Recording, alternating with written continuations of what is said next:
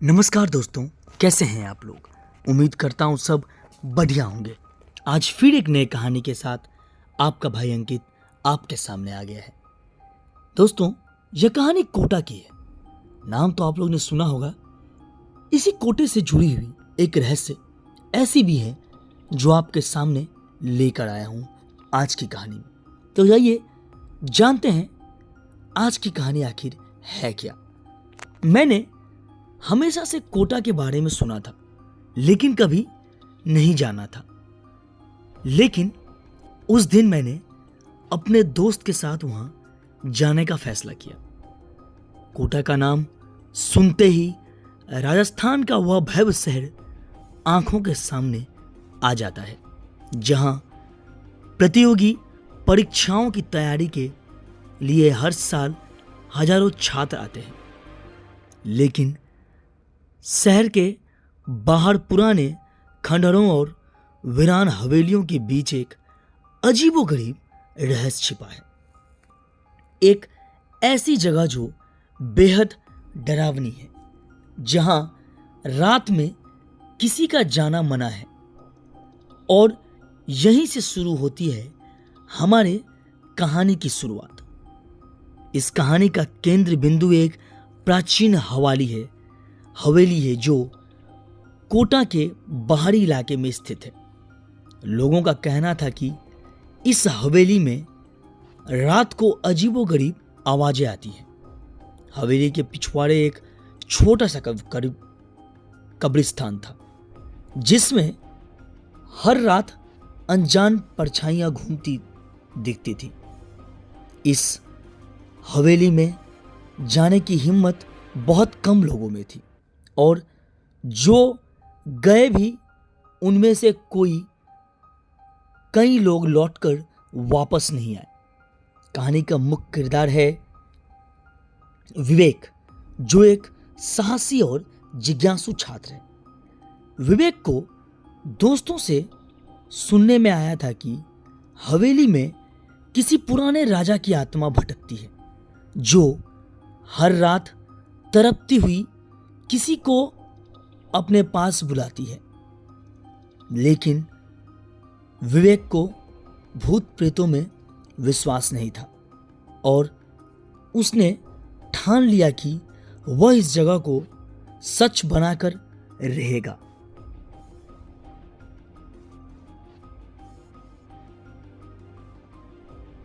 विवेक ने अपने दो दोस्तों राजीव और सुमन को इस अभिनय में शामिल कर लिया। तीनों ने एक योजना बनाई कि वे रात के वक्त हवेली जाएंगे और वहां का सारा रहस्य उजागर करेंगे। जैसे जैसे रात करीब आई, उनकी जिज्ञासा डर में बदलने लगी, पर तीनों ने एक दूसरे को ओर देखा, हिम्मत बढ़ाई और हवेली की ओर बढ़े चले।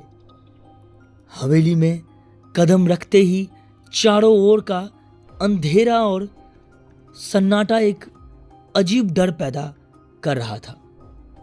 एक एक करून तीनों ने हवेली का मुलायन करना शुरू किया। जैसे ही वे हवेली के मुख्य दरवाजे के पास पहुंचे, अचानक उन्हें लगा कि किसी ने उनकी पीछे कदमों की आहट छोड़ी है। वे पलटे, लेकिन वहां कोई नहीं था।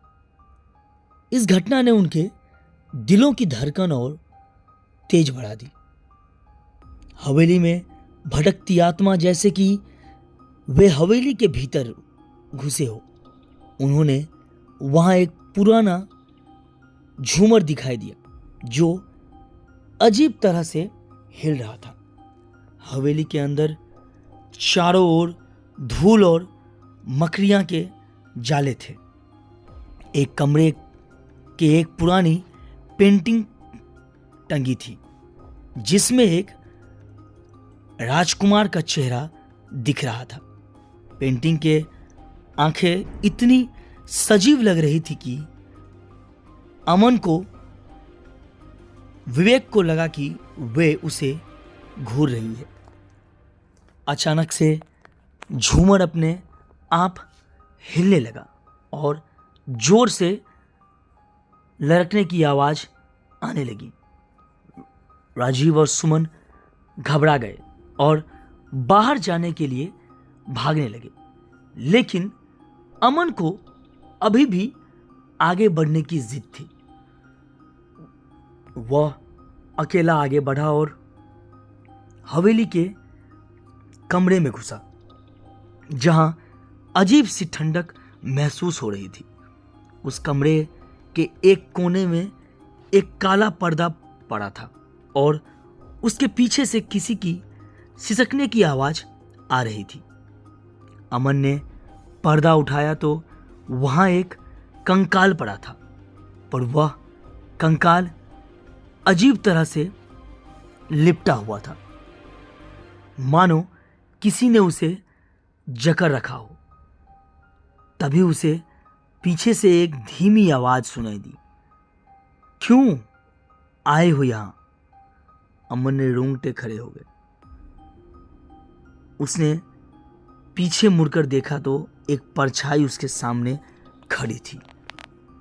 परछाई के ने विवेक से कहा कि वह इस हवेली का राजा था, जिसे दुश्मन ने बेरहमी से मार दिया था।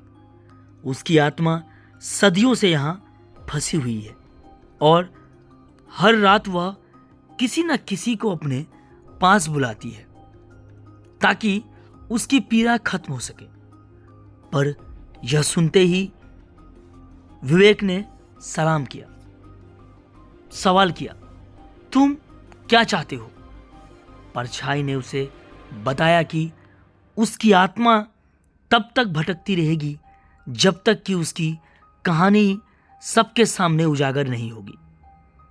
उसे अपनी मौत का बदला लेना है और यह तभी संभव होगा जब विवेक उसके आखिरी शब्द को दुनिया के सामने लाएगा। अमन ने सोचा कि विवेक ने सोचा कि अगर वह यहां से निकल पाए तो वह इस आत्मा की कहानी लोगों तक जरूर पहुंचाएगा। तभी आत्मा ने उसकी कलाई पकड़ ली और कहा, सच आओगे तो छोड़ दूंगा, नहीं तो तुम भी यहीं के होकर रहोगे। विवेक ने अपनी पूरी ताकत लगाकर आत्मा के सिकंजे से खुद को छुड़ाया और दरवाजे की तरफ भागा। राजीव और सुमन ने उसे देखकर हवेली से बाहर निकलने का रास्ता तलाशना शुरू कर दिया। तीनों भागते हुए बाहर गए, लेकिन जैसे ही हवेली से बाहर निकले उन्हें लगा कि वह अभी भी किसी जाल में फंसे हुए हैं। तभी एक चमत्कारी घटना हुई। एक रहस्यमय रोशनी हवेली के ऊपर से निकली और तीनों को एक सुरक्षित स्थान पर पहुंचा दिया। तीनों की सांसें थम चुकी थी और वे चमत्कारी रूप में सुरक्षित थे। रहस्य का पर्दाफाश विवेक ने अपने अनुभव को पूरी दुनिया के सामने लाने का निर्णय किया। उसने उस भटकती आत्मा की दर्द भरी कहानी लोगों को बताई। वह कहानी सामने आते ही उस आत्मा की मुक्ति मिली और हवेली का खौफनाक इतिहास भी सामने आ गया। यह कहानी एक रहस्य से शुरू होकर एक चमत्कार पर खत्म हुई।